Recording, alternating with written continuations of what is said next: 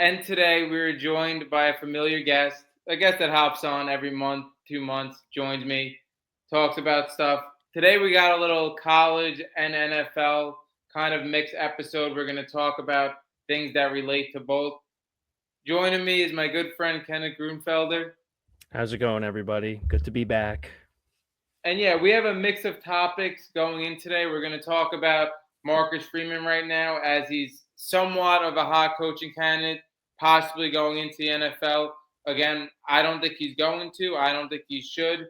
But we're going to talk about that. We're also going to talk about the four possible NFL QBs right now that could go within the first two rounds.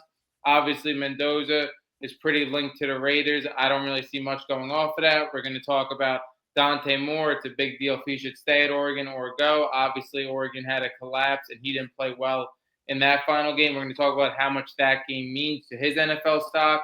We're going to talk about Ty Simpson. Obviously, he's garnering huge deals, $6 million deals to stay, if he should stay or go.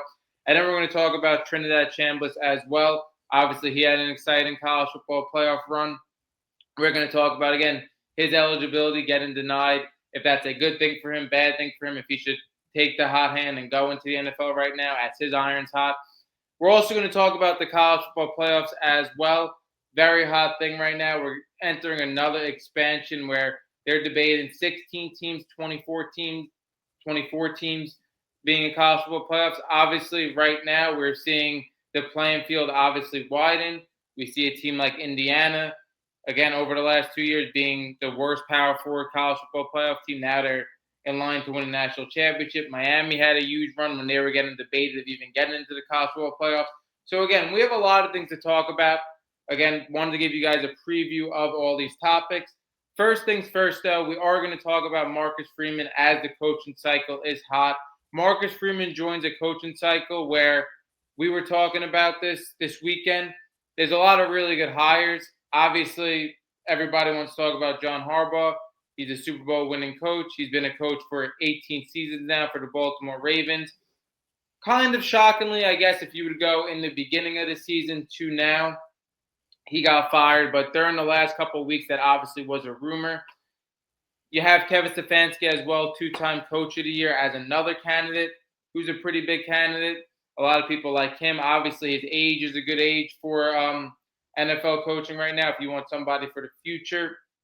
Then you got some coordinators as well. You have Brian Flores, who I think would be an unbelievable hire as well.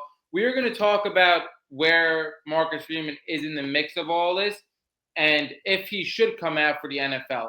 Now, again, you guys know my stance. Obviously, I'm a little biased as a college football podcast. I don't think he should come out. I think if you are a head coach of a top program in college football, you have possibly the best job in sports because I feel like your job security is everything. I mean, how many times have we seen a coach go to the Jets or a coach go to the Giants? Obviously, we live in New York. And within 2 years, your job security is gone, your reputation is gone, and now you're looking for a special teams coordinator job or a coordinator job, and you never get back in the mix as a head coach.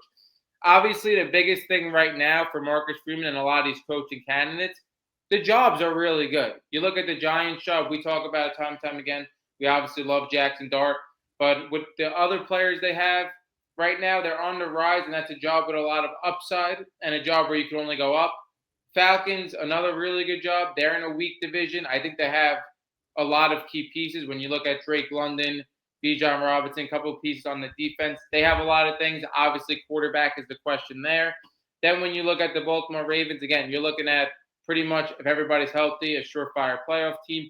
How often do you get a job open up where you have a two-time quarterback MVP at the helm? Then the Pittsburgh Steelers, again, where I think Marcus Freeman would be linked to because I think he's very similar to Tomlin on how he manages the game, how he focuses on the trenches necessarily, not really a quarterback-based game. I think that would be the link you'd be really with. But Steelers another great job. They're in the playoffs every year again, an historic organization. But again, like I said, I don't think Notre Dame, I've said this time and time again in this episode, I don't think Notre Dame is a walk in the park compared to other top programs. I think Notre Dame definitely has stuff linked to them that makes a wide range of recruits like eliminated from you because I think, again, being an independent school, being a religious school, it's not the same as like an Alabama and Ohio State. They have certain things with them that I think scare off a little bit of recruits. Like it doesn't leave every recruit wide open to your program. But again, I'm rambling a little bit. I think Marcus Freeman should stay because, like I said, I think his job security and the foundation he built at Notre Dame will lead him into perennial college football playoff runs. And I think he will always have a job there. Where I think in the NFL, again, even though there is a lot of great jobs, he's taken a risk. Again, his job security is not the same with a lot of these teams. Not only that, even though I think he would be a great NFL coach, and I think he has his age, which is a bigger factor compared to a lot of these coaches. It's always a risk jump college to the NFL. We've seen that fail plenty of times as well. What do you think of this whole situation? Yeah, I'm kind of in lockstep with you. I think that at least for next season, he'll probably stay with Notre Dame, and I think he's kind of made it known that that was always going to be the case. I think the other thing too is, I mean, now especially with what's happened today with Mike Tomlin. Now it's not necessarily the case that he's going to be coaching next year. I mean, he could take a year off, but I just think there's so many other candidates that teams are going to be interested in the NFL, and Marcus Freeman's probably going to be lower on the list if he is a candidate for a potential team. So that's why I would kind of look more towards maybe next year because I don't think we've ever seen a list of candidates like what we have right now with Harbaugh, now Tomlin, Kevin Stefanski, even throwing out some other guys, Mike McCarthy and Mike McDaniel too. Like there's just so many guys, and like even some coordinators like Kubiak out in Seattle is definitely going to be a name that teams are going to be interested in. It's just there's a lot of options this coaching cycle that I don't think we would have expected. And it looks like the Packers are going to keep LaFleur, but that'd be another name if the Packers potentially let him go to add to the list. So I think that's the other thing too. There's definitely going to be an opportunity at some point. And, the fact that this team, Notre Dame, went to the national championship last year, I mean, that definitely, raised his stock a ton. So that is going to keep, teams interested. I know that obviously they didn't make it this year to the college football playoff, but that's kind of where I'm at. I think it's because the amount of candidates, and, he kind of made it known that he's going to stay with the program. I mean, unless somebody, gives him an offer that he can't refuse, then things change. But I think that's kind of where I'm at right now, where he's going to stay with Notre Dame, and then maybe next year, if there's another opportunity, and it's got to be the right opportunity too. I mean, maybe he doesn't want to take a Raiders situation. Like, is he going to be able to do that? I don't know. So that's kind of where I'm at with this whole thing. Yeah, and I think again, there is going to be eventually some point if it doesn't happen this year. For most of these college coaches, I think they always trying to prove something if they can do it in the NFL. So I think again, as much as I want these coaches to stay in college, I do think it is your best job. I feel like a lot of these guys always have them to prove.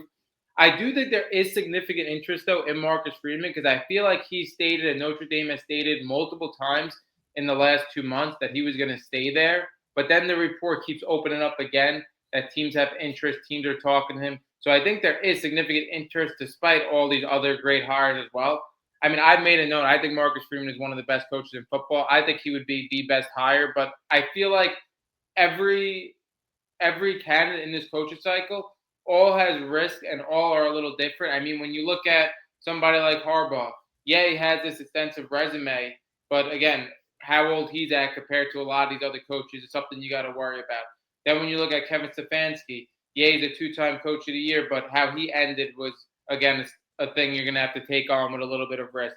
Marcus Freeman obviously has that college to pro risk. So I feel like every single coach is very different on what you're getting from them. Even like, again, a Brian Flores, his time in Miami, he was a solid coach, but again, everything going on with Tua, and we didn't really see him as a head coach for a long time. So every coach is like very different in what you're getting and the risks you're giving up. I do believe, again, like you said, his stock raised obviously from the national championship game last year. I kind of think, in my opinion, the foundation he has in Notre Dame and the reputation, I still think he would want to prove more on the college football level. I think he would want to put Notre Dame in the spot again to go on another deep run or two, potentially put himself to win a national championship. Then maybe after that go. But again, even with all the great jobs opening up, he is a hot candidate right now. Like I said, as much as I think he's gone from the coaching cycle, every week or two we see another rumor that he's back in it. And again, I think, like you alluded to as well, I think it's all about taking the right opportunity. That's a tough thing with this coaching cycle as well. Why I could maybe see a little bit of him getting out of college, going into the NFL. Because, like we said, and like how I started this, the jobs are great. Like, this is, again, last year you could argue as well with the Patriots and the Bears. But again, those coaches did a tremendous job. It's obviously hindsight's 2020. But again, a lot of really good jobs with a lot of really great opportunity. You don't know next year or the year after if you're going to get a lot of bad jobs. So that's the thing as well. Anything else you got to finish this? No, that's pretty much it. I mean, I thinking off the top of my head, like potential, teams next year that could have availability. I mean, like if the Packers have another like subpar year, I mean, they're looking to, I think, extend LaFleur, so they might not be an I think option. LaFleur is really a really Yeah, good coach and young. I don't know if I would. yeah, yeah. And then also, I mean, I'm thinking like Tampa too. Like if Tampa has another down year, I mean, they're going to bring back Todd Bowles. That could be a spot potentially that opens up if they have another disappointing finish. That's just off the top of my head, but And then, I mean, there was a rumor this weekend. You got to throw Buffalo in there, depending on what oh happens. yeah, yep, that's true. That's true. I They don't go know. on a run, he's safe. They don't. Yeah, and I don't know why Eagles fans are saying this, but they just want to. I mean, well, I kind of get it, but like Sirianni, if they like let him go, but I just don't see that happening. I mean, that would be a very good job to take, but yeah, that's it's got, like I said, it's got to be the right opportunity. So we'll see what happens. All right, now diving into our next topic, we're going to talk about some quarterbacks, where they're linked to go, what's going on with all of them. Obviously, Fernando Mendoza is really the only safe one without a decision. We know Fernando Mendoza is going to come out this year. We know the Raiders have the number one pick. That pretty much seems to me right now like a done deal. And I think the reason why it seems like a done deal is because just the trajectory that the Raiders have been on. When we look at the Raiders, they've tried multiple times going with the veteran quarterback option or whatever. They haven't drafted a quarterback in a while. Obviously, everything they have done in the last 4 to 5 years to this point has not worked out. You have a guy in Fernando Mendoza right now that has climbed the ranks. Obviously, Indiana has been a great story, and they have been a machine, the most dominant team. It seems to me right now, with everybody else in this class, Fernando Mendoza has the upper nod against all of them to go to number one. Obviously, we're going to talk about Dante Moore. I thought, again, if Dante Moore were to shock Oregon, pull off that upset, maybe make a run in the national championship, he's a little more physically gifted than Fernando Mendoza. He could have made a case for himself. Obviously, with everything that went on in that game, his stock either, stayed the same or went down. He did not pass Fernando Mendoza by any means. What do you think about the Raiders right now taking Mendoza? Again, I've shared my opinions on him and what I think of him as an NFL quarterback. But right now, that seems the only thing that could happen, him at one to the Raiders. What do you think of all of it? Yeah, I mean, I think especially with this run that they've gone on, and especially how he looked the other night, and what the Raiders need. I mean, the Raiders have a ton of needs, but quarterback is definitely at the top of the list. They're in the market for a new head coach, so we're going to see what happens there. It's a lock that he's going to go there, and there are some pieces that he's going to have. It's not like he's going in. There's going to be absolutely nothing around him. There's still a ton of work that needs to be done, but you got two cornerstone pieces in Ashton Genty and Brock Bowers. So, there's that, and you can continue to build around that. But it's not the best situation. Um, you know, this isn't one of the strongest draft classes that we've seen. There's definitely been better draft classes. I mean, look at the quarterbacks that we're seeing right now in the playoffs in the NFL. I mean, that's a very good draft class. Drake May, Caleb Williams, and Bo Nix in the postseason. So it's definitely going to be Mendoza. Dante Moore, I mean, that was as bad as it could have been for him. I mean, literally right out of the gate, a pick six. And they just and Indiana just destroyed them in that game. And they look like they're on their way to a national championship. So it's going to be interesting what happens there with Dante Moore, if he's going to stay, if he's going to declare for the draft. It puts some of the other teams in a tough spot though because of how poor he played, and it shows that there's definitely going to need to be some development there that needs to be taken care of. So Mendoza right now looks like he's the one that's ready, but he's going to be put in a tough spot going to the Raiders at 1 because that's what the Raiders need. Yeah, I mean, I'm not the biggest fan of any of these quarterbacks as far as pro prospects. I have made that case known. Right now, I think Indiana's a machine, and again, it starts with Mendoza. He is making every throw. I do think he has tremendous clean pockets, but again, he is making every throw in the right spot. He's won the Heisman. He's on his way to win a national championship. You can't get a better year from him. And right now, like you said, with the quarterback class, it is pretty weak.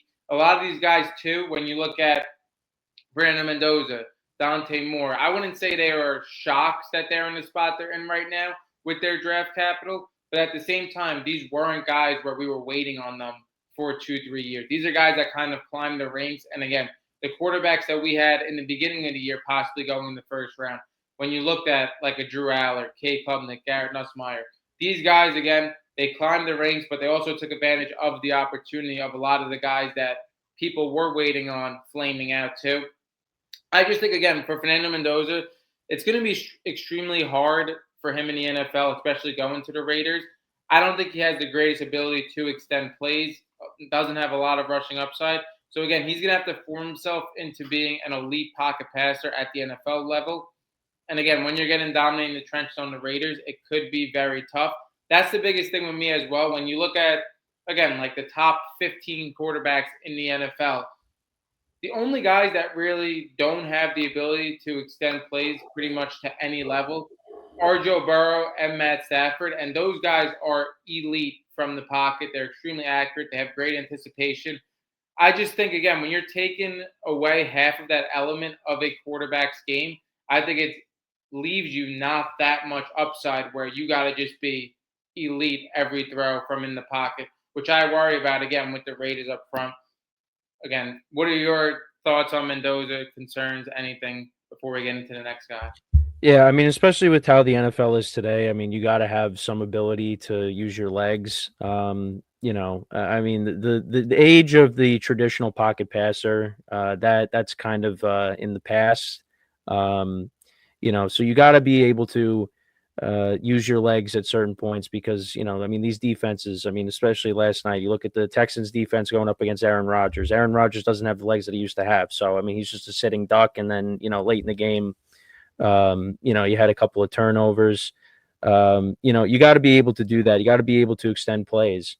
And that's why, again, you look at the quarterbacks that are in the playoffs right now, they all have the ability to do that. I mean, some of the plays like Caleb Williams, the play that he made on 4th and 8, I mean, that's one of the greatest throws you'll ever see on 4th down. Like, you got to be able to, I mean, not exactly do that, but, have the ability to do that if it's a broken play and, you got to come up with something on the fly and somebody gets open, so, and that's why, again, Raiders not the best situation because the offensive line, it's not very good. And, Geno Smith was not great this year, but it also didn't help that he had an offensive line that couldn't block. And Ashton Genty struggled to run the football because of the line too. I mean, it wasn't Boise State, it's the NFL. And, didn't have the best rookie season he could have had because of the situation. So, obviously that's something the Raiders are going to have to address in the offseason to protect their young quarterback. If it is indeed Mendoza. So, that's kind of how I see it. Yeah, and again, like even with some of these quarterbacks in the playoffs, if you're a Drake May or if you're a Bo Nix, a lot of these guys don't have by any means like elite rushing upside. They don't go out there looking to run, but they have the ability, like you said, to extend plays. They have the ability to get out of the pocket, run when they need to, and get out of bad situations, which is tough if you don't have that ability. That's my concern with Mendoza. At the same time, though, he's 6'5". You can't improve on that side. That's just something you're given. That's great for him as well. And I hear his work ethic is phenomenal. And if you're a hard worker, that's 60-70%, because everybody drafted in the first 2 rounds has the talent to succeed in the NFL. So again, those are our thoughts on Mendoza. Now getting into Dante Moore as well. Dante Moore, the biggest thing with him going into this game especially was him and being linked to the Jets. A lot of people believe he should have stayed another year, or he should request it being out of the Jets, because Jets, again, we know they're probably one of the worst, if not the worst organization across all sports. They're horrendous. But at the same time, I always said, if you are a top prospect and you are that guy, you got to be the one to change the situation. There's a reason why you were drafted that high. You got to be the one that wants to change. And again, if we ever see the Jets be a perennial playoff team in our lifetime, the guy that changes that is going to get so much more credit than any other guy right now that has changed the situation, just because of everything they have gone through. So that's my thoughts on that. I do believe, again, if you're this top tier talent, you should want to change an organization. Because again, I remember rumors a couple of years back with Caleb Williams, his dad not wanting him to go to the Bears or whatever. And the Bears, again, the last 20 years have been in a similar spot as the Jets. Look how much he turned that situation around very shortly, and the amount of grace he's getting. So again, like I said, I'm not in love with Dante Moore as a talent at all. But if you do believe in him as that talent, he is that elite talent, you should be the one to want to take that opportunity to change. Now, when we look at the Oregon-Indiana game, like you said, it went as bad as it could possibly go. He, again, lost by 30-plus points, fumbled the ball 2 times, even though the one that hit off the running back's helmet I really don't think was his fault. But he fumbled the ball. He threw a pick 6 to open the game. And everything we talked about on this podcast going against Indiana, they are a team you can't make mistakes against. Now, don't get me wrong, with how much Indiana dominated that game within the trenches, I do not think Oregon was coming out of that game with a win no matter what. But if you were able to protect the ball, extend drives, make yourself look a lot better, and even if you go out, again, fighting in a close game, you make yourself definitely look a lot better in NFL eyes as well. Now, I have said this time and time again, and whether it's in the NFL, whether it's with college, especially in college, I don't think one game should define a whole career. I think when you are looking at an NFL prospect, you got to look at the whole body of work, and you got to look at the potential going into the NFL. If you were a big Dante Moore supporter before this, I don't think you should, again, be off of him based on one game where I think, again, he was going up against probably the much better team, a team of destiny, it looked like. But getting into everything now, we are talking about if Dante Moore should return to Oregon or if he should go into the NFL. My opinion personally, I do think it is a no-brainer. I do think his stock is a first-rounder right now, just based on supply and demand. I think, again, we look at the NFL landscape, there are a lot of teams that need quarterbacks. And like we said, it is a weak quarterback class where they're going to need to pick more than one quarterback in the first round. So I do think he still has that first-round grade based on potential, based on physical ability. I think if you stay another year in college, nothing is guaranteed. We saw it this year with Drew Aller. Drew Aller, if he would have came out, there was rumors the Browns would have took him within the top 5. Now Drew Aller is going to be an afterthought in this week NFL draft class because, again, you go back another year, you don't know what the situation is going to be. We know Oregon's always a top 8 team, but you don't know what the situation is going to be as far as you could get injured or depending on other guys around you get injured as well. And I also think next year you have prospects that people have been waiting on for 3-4 years in an Arch Manning, in a Julian Saint. So I think at very best, he moves down to the 3rd quarterback in that class. I think you're presuming a lot of risk not going right now. I think he's 100% ready to be a franchise NFL quarterback. No, I'm really not high on him at all. But I think right now, if you look at the long-term money value and that this opportunity could change like that from year to year, I think it is best off that he goes in right now. I don't think his stock will ever be higher. Yeah, no, like what you said, nothing's guaranteed, and that's immediately who I thought of as Drew Aller. Getting hurt earlier this year, and going back to school, and Penn State just completely fell apart. They let go of James Franklin. Yeah, it's just Not only was it like the worst case scenario for Dante Moore, it was just like the worst case scenario for the Jets because I was watching Brandon Tierney's podcast and he brought up like different scenarios. Like you could have had Mendoza not play as good, Dante Moore ball out, and then all of a sudden like the Raiders have a little bit more of a conversation like on who they should take, or the different type of scenarios he was bringing up. But it was like the worst case scenario for the Jets because now you see Mendoza balls out, Dante Moore had a horrible game, and now you're kind of just like, what are we gonna do? I mean, could they like trade out then? I mean, it's just, and on top of that too, from a Jets perspective, if you're a Jet fan, like, do you trust the current regime to be able to develop a young quarterback because of the season that they had? I'm not really sure. I mean, I think the GM made some good moves with the trades, but now we got to see what he does. Putting together this draft now. Like, what kind of draft are the Jets going to have? So there's definitely a lot more questions now. And maybe it's not Dante Moore. Maybe it's one of these other quarterbacks instead. But yeah, that game was also just like the worst case scenario for the Jets because now Mendoza is for certain going to be the number one pick, and now you're kind of just left with, well, who are we going to go with? And this is the same exact scenario back in 2020, right? They win those games down the stretch, and instead of being locked in with the number one overall pick, you would have took Trevor Lawrence. Then you elect to take Zach Wilson, and we know how that went. So Jets are in a tough spot right now, and even with having the number two overall pick, because again, it's a weak quarterback class. So, yeah. And then, like we go through this every single year, the Jets could right now at the number two pick take an elite player at a different position, whether it's an edge rusher, linebacker, guys like Averill Reese, Ruben Bain, take a safety who's a generational safety, and Caleb Downs. They could go with the elite player option and then wait another year. They're probably going to have a top pick again, knowing the Jets, and go after a more touted quarterback. But just like I said, this year, a lot of times, even though, again, we've been waiting on Arch Manning for 3 years, and a guy in Julian Saint, a lot of people have been waiting on as well. You're not guaranteed that those guys are going to be looked at the same light next year. Just how, again, in this year's class, we thought the first round was going to be completely different than it was. So, again, like from year to year, you don't necessarily know. And then another thing I wanted to talk about as well, especially with the Jets and other teams that need a quarterback, you have a guy right now in Malik Willis who hasn't shown much. Again, he's looked great in spurts in a couple of games or whatever. He was obviously a disaster coming out of Liberty. We talked about him, whatever it was, 4 or 5 years ago. He now looks good in NFL eyes. He's not a guy that you really see much of. And this is a guy this offseason that's going to command $25-30 million as well. This is just what the NFL is right now with supply and demand at the quarterback position.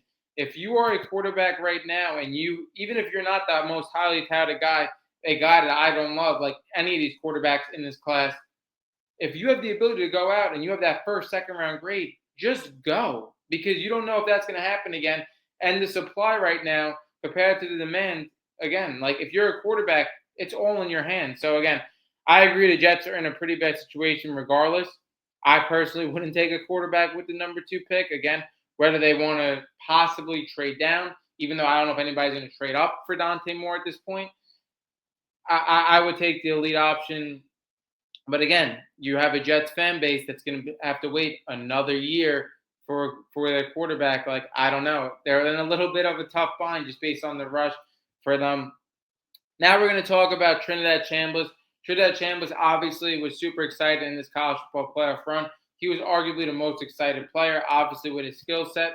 I talked about his skill set kind of separates himself from the other players in this draft class. When you look at Trinidad Chambliss, his ability to extend plays out of the pocket, looking to pass, he's able to get out of a lot of bad situations. Again, I don't think necessarily he is a better prospect at his size and what he has put on tape in his college career. Because again, a lot of people did want to see more from him. You're talking about a guy that played Division II football his entire career. Great story, but again, we've only seen 10, 11, 12 games with him at the Division I level. So that's obviously a big risk.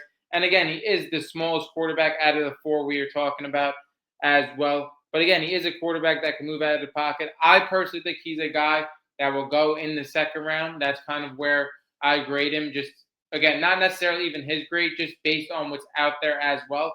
but again, could be an option for the Jets or other teams with these first round picks, multiple first round picks, to take a guy who you believe is elite at a different position, not reach for a quarterback, and then maybe either, again, whether it's like a la Jackson Dart last year, dive back into the late first or go in the second for one of these quarterbacks like a Trinidad Chambliss or a Ty Simpson we are going to talk about. Trinidad Chambliss, I talked about in here, he got denied 6-year eligibility, so he's kind of like forced in a sense to go into the NFL. He could do what Diego Pavia did and just like, again, it takes a while for like legal cases and judges to go over this. So while it's getting mulled out, he could technically play. But again, depending on what happens with that, your season could stop in the middle of the season or it could stop right before and you're assuming a lot of risk. I do think he should go out again, like I said, with the weak quarterback draft class, with the demand. I do think there is a chance somebody looks at him as a guy that could potentially be a future franchise quarterback. So I think he should go out. What are your thoughts on all this? Yeah, I mean, I feel like with how based on how this draft class is, I mean, I feel like you could see, and you kind of brought it up, you see something similar to what happened last year, where you do see a quarterback get taken early in the first round, and then see a scenario where a team trades in, towards the end of the first round, trades back in, and drafts somebody. Because I mean, for most of the guys that we've talked about, doesn't seem like they're going to be taken, or it depends. What teams decide to do, but it doesn't seem like it's going to be a heavy quarterback draft, especially like in the first round. And I think that'd probably be the smarter approach for some of these other teams is you wait. And not, I mean, but again, you could see a team, trade up and then all of a sudden your plan take somebody, goes awry because with Jackson Dart, I think the Rams were supposedly interested in him and then the Giants, traded back in and then they took him. And Dart could have been the heir to Matthew Stafford when Stafford called it a career. So I could definitely see a scenario with that, with how that draft plays out, where you see Mendoza get taken, and then all of a sudden, all these other teams are kind of passing on the other quarterbacks, and then you see these guys go in the second, third round, or maybe potentially they get traded back. Someone trades back in towards the back end of the first round and takes somebody. That's kind of how I see that unfolding, but it's gonna be interesting for sure, and especially we got the combine and all that stuff coming up. So obviously I don't really take much stock into that as the years have gone on watching the game. Like you don't really take that much stock in the combine and all that, but some teams, they might fall in love with your pro day or what you do at the combine, and then all of a sudden your stock rises. So right now there's not going to be a ton of quarterbacks that get taken in the first round. I think that's kind of what we're gearing up towards, but we'll see. Yeah, I think so too. Again, it is tough because as the draft approaches, again, teams get more needy sometimes. Quarterbacks go up more than we thought. But we also seen cases I was going to mention too where quarterbacks go down. Like we saw, again, it was an extreme scenario with Shador, but for the longest time we thought Shador was going to be a first rounder. That's what the media was saying.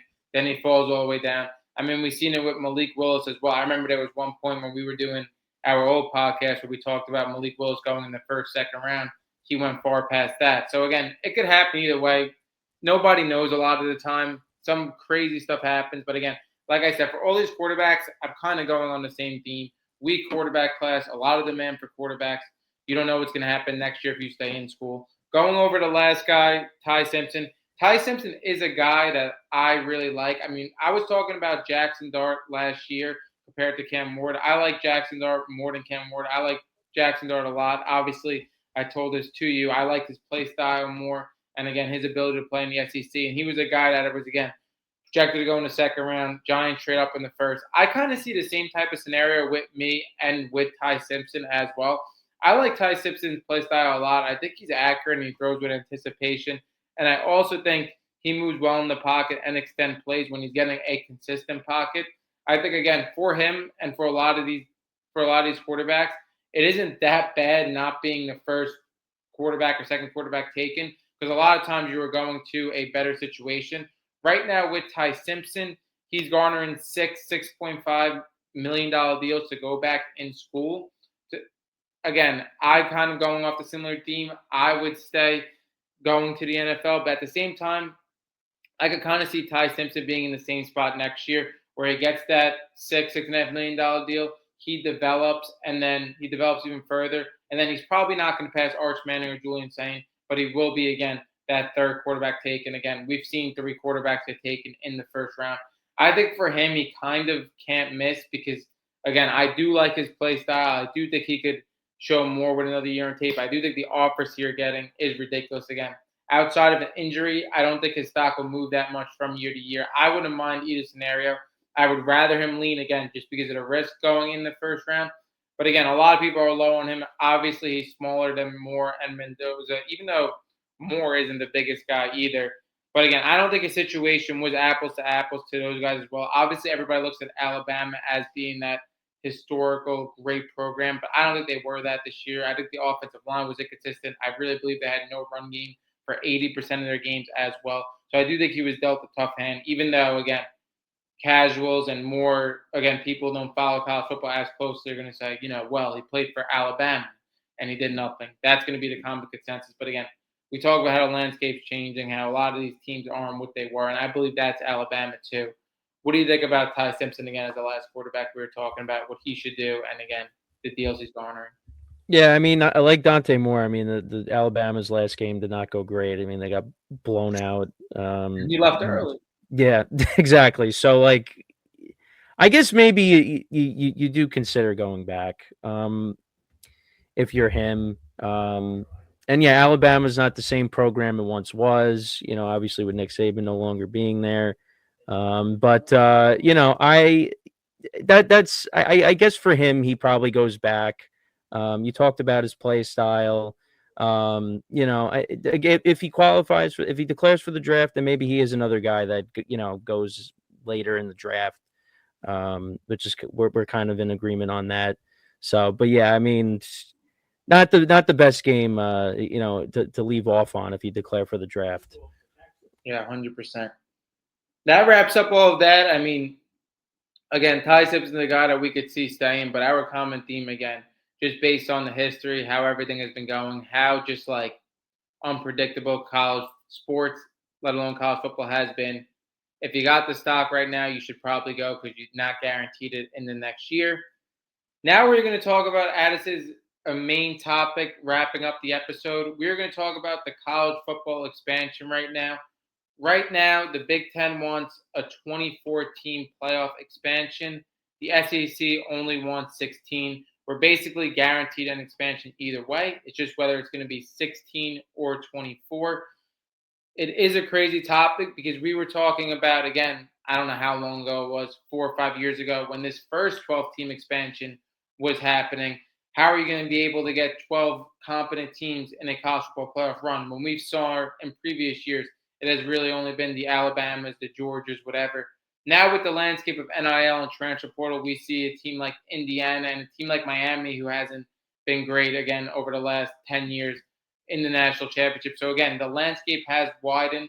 They do have the ability to, again, expand even again. And I do think it comes down to, again, Big Ten wants 24. Obviously, it comes down to money as well. The more meaningful games you play, the more games you play in general, it is going to generate more revenue and grow the sport. Now, when we talk about a 16-team college football playoffs, I think a 16-team is definitely a good format. Like, I think you can get 16 competitive teams again. We are going to see more teams use NIL and transfer portal, more competitive teams. But you could argue right now, if they made a 16-team college football playoffs, we talked about the Notre Dames, we talked about the Texases, the Vanderbilts, BYU. There were teams outside that a lot of people think deserved a college football playoff spot this year. I do think the format would have been fine with 12 if you were able to put the 12 right teams in. The issue is with the college football committee is they want to put in these JMUs, these Tulanes in the college football playoffs, these group of 5 teams, because they want every team to be able to have a path in any conference to make the college football playoffs. But we all know these teams are like minor league teams. When they had Boise State in last year, when you could argue Boise State had the best player in college football, in Ashton Genty, they get routed. Every time a group of 5 team gets in, they get routed. But again, it is that debate: should every team have a shot in the beginning of the year to go into the college football playoffs, or should only be these top programs? If you make it 16 or 24, you're automatically giving in the group of 5 team a chance, along with a lot of these programs looking on the outside that could have made a run. Like Miami was debated in the very last second of getting into the college football playoffs. Now they're in the national championship. I think you could agree if Notre Dame was in or if Texas was in, they could have made a similar run as well, but they missed out. 16 teams, I think, is perfect. You have pretty much every team that should get in. Again, as it's expanding, maybe 1 or 2 teams look in every year that could have possibly made it and made a run. But again, you have the group of 5 teams that have their shot, and then you have the other teams in the outside as you're expanding it to another 4 teams. When you get into a 24 team college football playoff, I understand the point of it as well, because now these bowl games that a lot of people are already in the transfer portal or are going to the NFL, where again you have half of your roster playing in a bowl game and it becomes meaningless. With a 24 team playoffs, these bowl games get integrated to the college football playoffs, and now these bowl games become a little more exciting, a little more meaningful, and they're not just like, hey, half of your roster, only the people that are coming back next year are playing in these games. That's obviously a significant problem with these games later in the season. My whole thing with the 24 team playoffs, now you're really banking on, again, the landscape just keep on widening and a lot of these teams becoming more competitive. Because if you look at it again, we talked about Notre Dame, BYU, Texas, Vanderbilt this year, all teams that could have made a run.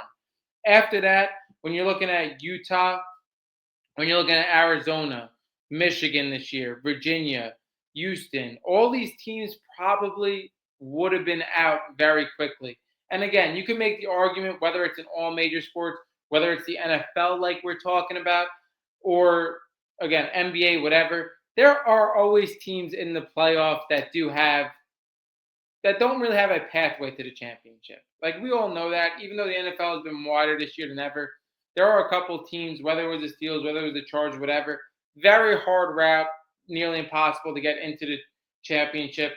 Again, that would be the case you would be making, I guess, with the 24 team playoffs, but you're also given the case as well that you want these bowl games and these games at the end of the year to be more meaningful. And then you're also banking on, again, the landscape widening. Again, I want to get your thoughts on a 16 team playoff and a 24 team playoff. I think both have their cases. I think both would be good for the sport. Again, I can't really lean on which one I would rather have. I'm kind of greedy as a college football fan. Like 24 teams gives me more games to watch. 16 teams, probably the better format for the right now when you talk about teams deserving to get in. What do you think about all this? Yeah, I feel like if you go 24 teams, I feel like you're just getting more into like a March Madness style tournament. And you make it With where the college regular football. season doesn't matter as much, too. Yeah, and I also think too, I think they got to do something with the conference championships too. Like I just feel like those don't really have much of an impact like they should for certain teams and for certain conferences. At least with how things went today. I mean, especially like with the ACC championship, right? You know, like Duke wins, but like they shouldn't even. They don't even qualify for the tournament, even with winning the conference championship. Like, I think conference championships will always be meaningful, and I do want them to continue to be meaningful. But at the same time, when like you look at a college football playoffs and everybody's going for a national championship, and it doesn't Yeah, necessarily matter, I don't want the memes to just keep going down and down and down. The same way. yeah, I think it should be important to win your conference. yeah. I think if they are to expand it, like you said, I think 16 teams is probably the better route because, you know, for the certain teams that got left out, like you said, Vanderbilt got left out, you know, there's no discrepancy. Like the few teams that got left out, they'd be in. So I would definitely be okay with that. I mean, I'm fine with the way it is right now. I know you have the you know, the teams like who was it? Was it JMU? They got blown out. Yeah, like they getting blown out in Tulane, like yeah, I mean, those teams probably didn't deserve to be in. You know, But then I also you have the thing that's tough. Like it's like if you're Tulane or JMU, then you're just saying like, hey, no matter what you do this season, yeah, it doesn't matter. Then you're not in. Yeah, that's tough too. yeah. I don't know. Yeah, because you look at college football. I mean, the conferences that run the show, it's the Big Ten, it's the SEC. That's You why know, they're the two making the decision. yeah. So it's just, yeah, it's a tough call. I don't really know. I mean, I guess, yeah, I guess 16 teams would be the route.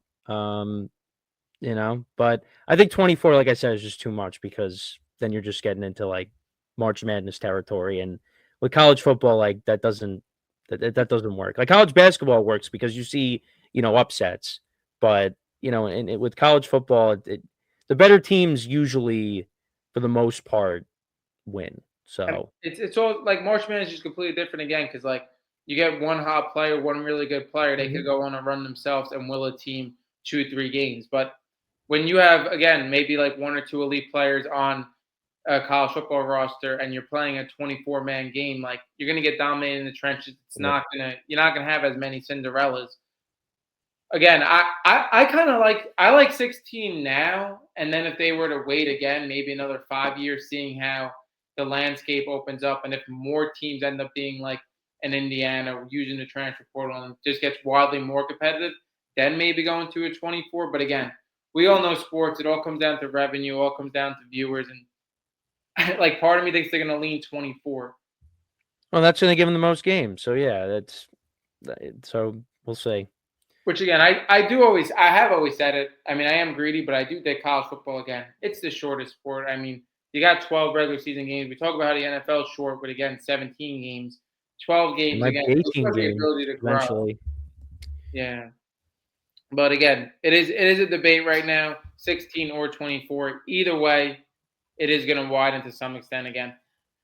I'm with you. I would probably rather 16, but I do think they're probably going to go 24 just based on again everything.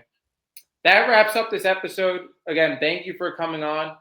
Drop down again where they could find you at your podcast. Yeah, so Infinite Sports Official, you can find me on YouTube, on TikTok, Instagram, Twitter. Follow me on those platforms. Looking to try to get an episode out later today. Maybe have Dami hop on for that. We'll discuss playoffs, our postmortem for certain players that we like. So Yeah, they make sure. don't really know that side of me, so Yeah. So we'll hopefully get into that. So make sure to look out for that video. Hopefully it'll be out today. But once again, Dami, appreciate you having me on, talk some college football, and looking forward to the national championship coming up next week. yeah, me too. Hopefully we're watching together. That wraps up this episode of Sloppy Saturdays. Thank you guys